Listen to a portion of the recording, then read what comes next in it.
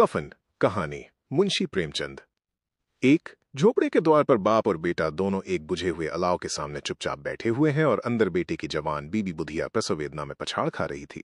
रह रहकर उसके मुंह से ऐसी दिल हिला देने वाली आवाज निकलती थी कि दोनों कलेजा थाम लेते थे।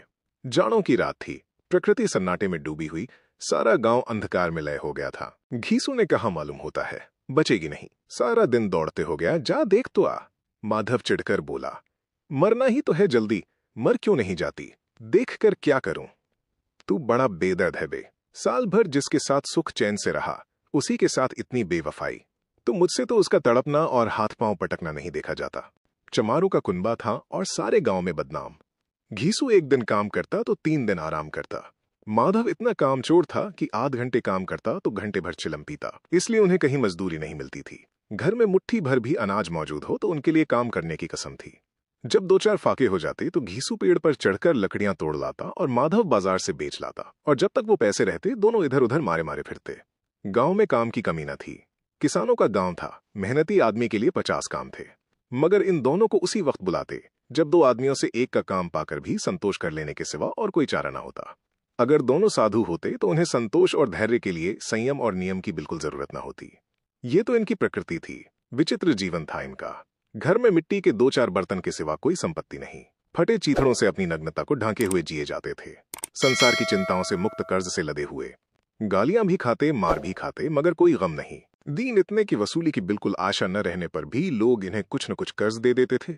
मटर आलू की फसल में दूसरों के खेतों से मटर या आलू उखाड़ लाते और भून भान कर खा लेते, या 10-5 ऊख उखाड़ लाते और रात को चूसते। घीसू ने इसी आकाश वृत्ति से 60 साल की उम्र काट दी, और माधव भी सपूत बेटे की तरह बाप ही के पद चिन्हों पर चल रहा था, बल्कि उसका नाम और भी उजागर कर रहा था। इस वक्त भी दोनों अलाव के सामने बैठकर आलू भून रहे थे, जो कि किसी खेत से खोद लाए थे। घीसू की स्त्री का तो बहुत दिन हुए देहांत हो गया था। माधव का ब्याह पिछले साल हुआ था। जब से ये औरत आई थी उसने इस खानदान में व्यवस्था की नींव डाली थी, और इन दोनों बेगैरतों का दोजख भरती रहती थी। जब से वो आई ये दोनों और भी आराम तलब हो गए थे, बल्कि कुछ अकड़ने भी लगे थे। कोई कार्य करने को बुलाता तो निब्रियाज भाव से दुगनी मजदूरी मांगते। वही औरत आज प्रसव वेदना से मर रही थी, और ये दोनों इसी इंतजार में थे कि वो मर जाए तो आराम से सोए। घीसू ने आलू निकालकर छीलते हुए कहा, जाकर देख तो क्या दशा है उसकी। चुड़ैल का फिसाद होगा और क्या। यहां तो ओझा भी 1 रुपया मांगता है। माधव को भय था कि वो कोठरी में गया तो घीसू आलुओं का बड़ा भाग साफ कर देगा। बोला, मुझे वहां जाते डर लगता है। डर किस बात का है, मैं तो यहां हूं ही। तो तुम ही जाकर देखो ना। मेरी औरत जब मरी थी तो मैं 3 दिन तक उसके पास से हिला तक नहीं, और फिर मुझसे लजाएगी कि नहीं। जिसका कभी मुंह नहीं देखा, आज उसका उघड़ा हुआ बदन देखूं। उसे तन की सुध भी तो ना होगी। मुझे देख लेगी तो खुलकर हाथ पांव भी ना पटक सकेगी। मैं सोचता हूं कोई बाल बचा हुआ तो क्या होगा। सोंठ, गुड़, तेल कुछ भी तो नहीं है घर में, सब कुछ आ जाएगा। भगवान दें तो। जो लोग अभी 1 पैसा नहीं दे रहे हैं वे ही कल बुलाकर रुपए देंगे। मेरे 9 लड़के हुए घर में कभी कुछ न था, मगर भगवान ने किसी न किसी तरह बेड़ा पार ही लगाया। जिस समाज में रात दिन मेहनत करने वालों की हालत उनकी हालत से कुछ बहुत अच्छी न थी, और किसानों के मुकाबले में वे लोग जो किसानों की दुर्बलताओं से लाभ उठाना जानते थे कहीं ज्यादा संपन्न थे, वहां इस तरह की मनोवृत्ति का पैदा हो जाना कोई अचरज की बात न थी। हम तो कहेंगे घीसू किसानों से कहीं ज्यादा विचारवान था, और किसानों के विचार शून्य समूह में शामिल होने के बदले बैठकबाजों की कुत्सित मंडली में जा मिला था। हाँ, उसमें यह शक्ति न थी कि बैठकबाजों के नियम और नीति का पालन करता, इसलिए जहां उसकी मंडली के और लोग गांव के सरगना और मुखिया बने हुए थे उस पर सारा गांव उंगली उठाता था। फिर भी उसे यह तस्कीन तो थी ही कि अगर वो फटेहाल है तो कम से कम उसे किसानों की सी जी तोड़ मेहनत तो नहीं करनी पड़ती, और उसकी सरलता और निर्भीता से दूसरे लोग बेजा फायदा तो नहीं उठाते। दोनों आलू निकाल निकाल कर जलते जलते खाने लगे। कल से कुछ नहीं खाया था। इतना सब्र न था कि ठंडा हो जाने दें। कई बार दोनों की जबानें जल गईं। छिल जाने पर आलू का बाहरी हिस्सा जबान, हलक और तालू को जला देता था, और उस अंगारे को मुंह में रखने से ज्यादा खैरियत इसी में थी कि वो अंदर पहुंच जाए। वहां उसे ठंडा करने के लिए काफी सामान थे, इसलिए दोनों जल्द जल्द निगल जाते। हालांकि इस कोशिश में उनकी आंखों से आंसू निकल आते। घीसू को उस वक्त ठाकुर की बारात याद आई जिसमें 20 साल पहले वो गया था।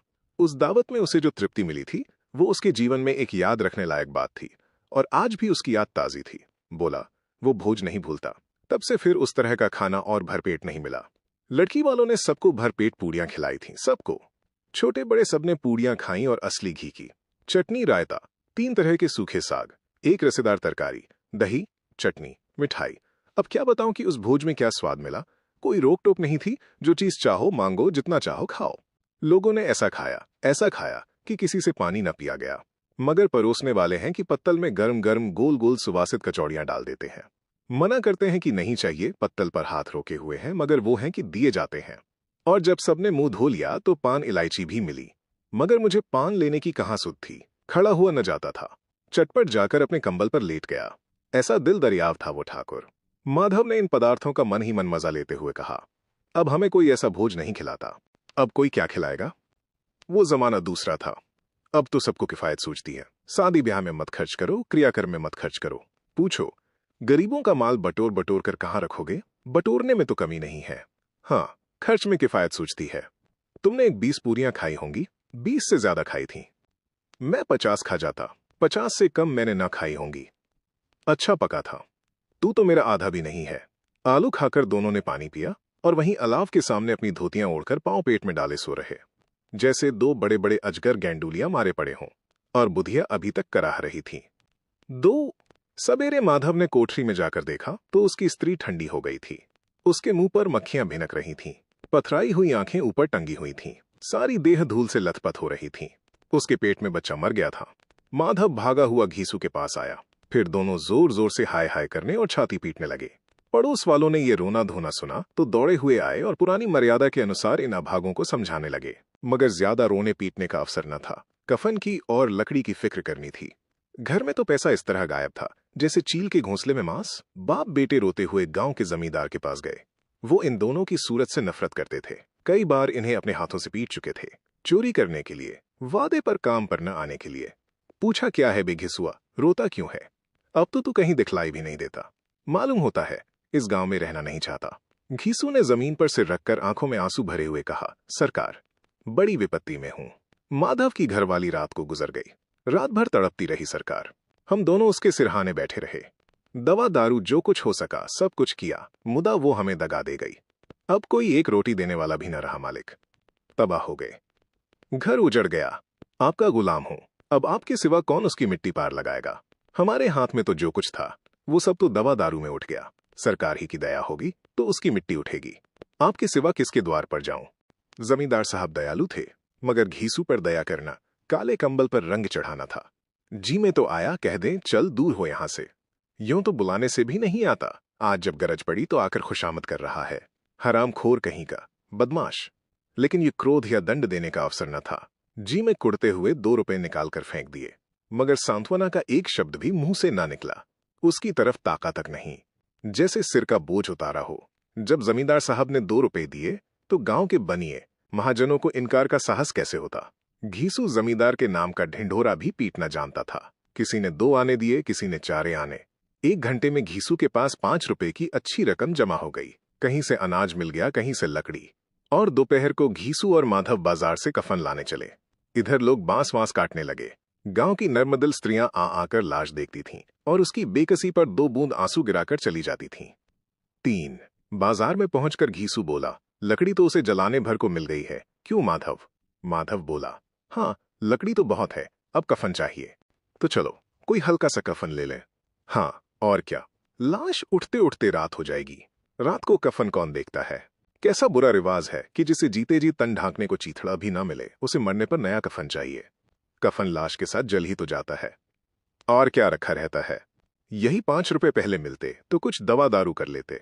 दोनों एक दूसरे के मन की बात ताड़ रहे थे। बाजार में इधर उधर घूमते रहे। कभी इस बजाज की दुकान पर गए, कभी उसकी दुकान पर।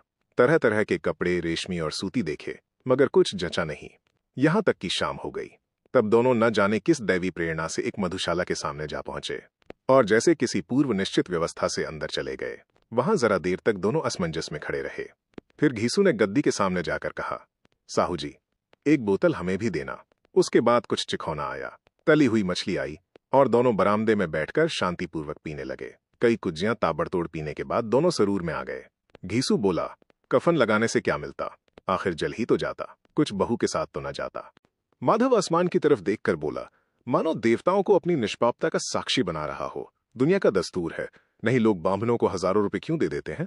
कौन देखता है परलोक में मिलता है या नहीं? बड़े आदमियों के पास धन है, फूंके। हमारे पास फूंकने को क्या है? लेकिन लोगों को जवाब क्या दोगे? लोग पूछेंगे नहीं कफन कहाँ है। घीसू हंसा। अबे कह देंगे कि रुपए कमर से खिसक गए। बहुत ढूंढा, मिले नहीं। लोगों को विश्वास न आएगा, लेकिन फिर वही रुपए देंगे। माधव भी हंसा इस अनपेक्षित सौभाग्य पर। बोला बड़ी अच्छी थी बेचारी, मरी तो खूब खिला पिलाकर। आधी बोतल से ज्यादा उड़ गई। घीसू ने 2 सेर पूड़ियां मंगाई, चटनी, अचार, कलेजियां। शराब खाने के सामने ही दुकान थी। माधव लपक कर 2 पत्तलों में सारे सामान ले आया। पूरा 1.5 रुपया खर्च हो गया, सिर्फ थोड़े से पैसे बच रहे।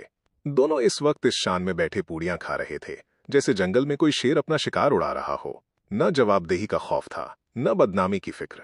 इन सब भावनाओं को उन्होंने बहुत पहले ही जीत लिया था। घीसू दार्शनिक भाव से बोला, हमारी आत्मा प्रसन्न हो रही है तो क्या उसे पुण्य न होगा? माधव ने श्रद्धा से सिर झुकाकर तस्दीक की, जरूर से जरूर होगा। भगवान तुम अंतर्यामी हो, उसे बैकुंठ ले जाना। हम दोनों हृदय से आशीर्वाद दे रहे हैं। आज जो भोजन मिला वो कभी उम्र भर न मिला था। एक क्षण के बाद माधव के मन में एक शंका जागी। बोला, क्यों दादा, हम लोग भी एक न एक दिन वहां जाएंगे ही? घीसू ने इस भोले भाले सवाल का कुछ उत्तर न दिया। वो परलोक की बातें सोचकर इस आनंद में बाधा न डालना चाहता था। जो वहां हम लोगों से पूछे कि तुमने हमें कफन क्यों नहीं दिया, तो क्या कहोगे? कहेंगे तुम्हारा सिर। पूछेगी तो जरूर, तू कैसे जानता है कि उसे कफन न मिलेगा? तू मुझे ऐसा गधा समझता है? 60 साल क्या दुनिया में घास खोदता रहा हूं? उसको कफन मिलेगा और बहुत अच्छा मिलेगा। माधव को विश्वास न आया। बोला, कौन देगा? रुपये तो तुमने चट कर दिए। वो तो मुझसे पूछेगी। उसकी मांग में तो सिंदूर मैंने डाला था। कौन देगा? बताते क्यों नहीं? वही लोग देंगे जिन्होंने अब की दिया। हाँ, अब की रुपए हमारे हाथ न आएंगे। ज्यों ज्यों अंधेरा बढ़ता था और सितारों की चमक तेज होती थी, मधुशाला की रौनक भी बढ़ती जाती थी। कोई गाता था, कोई डींग मारता था, कोई अपने संगी के गले लिपटा जाता था, कोई अपने दोस्त के मुंह में कुल्हड़ लगाए देता था। वहां के वातावरण में सरूर था, हवा में नशा। कितने तो यहां आकर एक चुल्लू में मस्त हो जाते थे। शराब से ज्यादा यहां की हवा उन पर नशा करती थी। जीवन की बाधाएं यहां खींच लाती थीं, और कुछ देर के लिए ये भूल जाते थे कि वे जीते हैं या मरते हैं, या न जीते हैं न मरते हैं। और ये दोनों बाप बेटे अब भी मजे ले लेकर चुस्कियां ले रहे थे। सबकी निगाहें इनकी ओर जमी हुई थीं। दोनों कितने भाग्य के बली हैं। पूरी बोतल बीच में है। भरपेट खाकर माधव ने बची हुई पूड़ियों का पत्तल उठाकर एक भिखारी को दे दिया, जो खड़ा इनकी ओर भूखी आंखों से देख रहा था और देने के गौरव, आनंद और उल्लास का अपने जीवन में पहली बार अनुभव किया। घीसू ने कहा, ले जा, खूब खा और आशीर्वाद दे। जिसकी कमाई है वो तो मर गई, मगर तेरा आशीर्वाद उसे जरूर पहुंचेगा। रोए रोए से आशीर्वाद दो, बड़ी गाढ़ी कमाई के पैसे हैं। माधव ने फिर आसमान की तरफ देखकर कहा, वो बैकुंठ में जाएगी दादा, बैकुंठ की रानी बनेगी। घीसू खड़ा हो गया और जैसे उल्लास की लहरों में तैरता हुआ बोला, हाँ बेटा, बैकुंठ में जाएगी। किसी को सताया नहीं, किसी को दबाया नहीं। मरते मरते हमारी जिंदगी की सबसे बड़ी लालसा पूरी कर गई। वो न बैकुंठ जाएगी तो क्या ये मोटे मोटे लोग जाएंगे, जो गरीबों को दोनों हाथों से लूटते हैं और अपने पाप को धोने के लिए गंगा में नहाते हैं और मंदिरों में जल चढ़ाते हैं? श्रद्धालुता का ये रंग तुरंत ही बदल गया। अस्थिरता नशे की खासियत है। दुख और निराशा का दौरा हुआ। माधव बोला, मगर दादा, बेचारी ने जिंदगी में बड़ा दुख भोगा, कितना दुख झेलकर मरी। वो आंखों पर हाथ रखकर रोने लगा, चीखें मार मार कर। घीसू ने समझाया, क्यों रोता है बेटा? खुश हो कि वो माया जाल से मुक्त हो गई, जंजाल से छूट गई। बड़ी भाग्यवान थी जो इतनी जल्द माया मोह के बंधन तोड़ दिए। और दोनों खड़े होकर गाने लगे, ठगनी क्यों नैना झमगावे, ठगनी। पियक्कड़ों की आंखें इनकी ओर लगी हुई थीं और ये दोनों अपने दिल में मस्त गाए जाते थे। फिर दोनों नाचने लगे, उछले भी, कूदे भी, गिरे भी, मटके भी, भाव भी बताए, अभिनय भी किए और आखिर नशे में मदमस्त होकर वहीं गिर पड़े।